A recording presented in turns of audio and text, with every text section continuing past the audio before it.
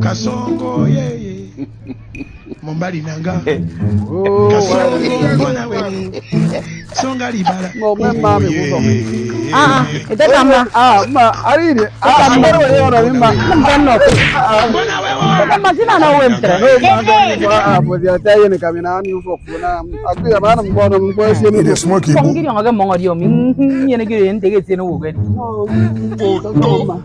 Aridi ya foto swe bwen mi anta Deble. You doing what?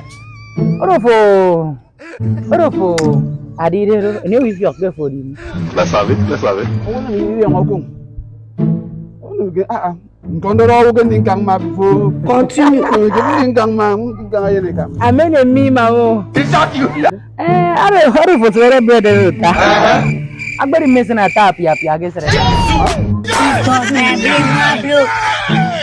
Afok pa ira karo Jari do Rono ama wangkang ma akpata Ono iyo itong Kamu gunten song zag dero You can wish You can wish Tamba yene kam yene sat Isna ta pia kebret Emana fongwen Idiok Itong Okore You can wish Emana fongwen Idiok Itong Mami, Mara ero for yene kami nga megani sana ta pia Nga yung nemen san ka ta pia nga megani sana ta pia No yene kami Nagara mi yo for mesen ke Amin dawa ba Rono ba mere mo Oro peping ba ma au Idiok Itong continue ta yene ka oro ku fok Uche pap memen Asulu wa man bread me Okore Wana ni tat asbesen kinwa Very important.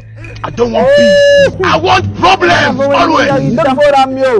Hindi minam nang mianam No, bora Apa taro ang Idiok Itong Not be juju be that. ma ako ni Idiok Itong ko fofo. Ayerio Mario nga fina mbay si baga fi ama be ko nang kam usane ris ama waka Deble. iris ya taran se tem tuno buro anne mek sani ko ngubong Go asane. nya san kop Go asane kana ngai kong dia. daga mong san kop Dia ka. You doing what? Ko fofo ndaka ba. Mo Get out of here. kebe hara una Mario Amara min ro. Okore. Rono. Ora mbori guys, mbre pa ko fofo. Asia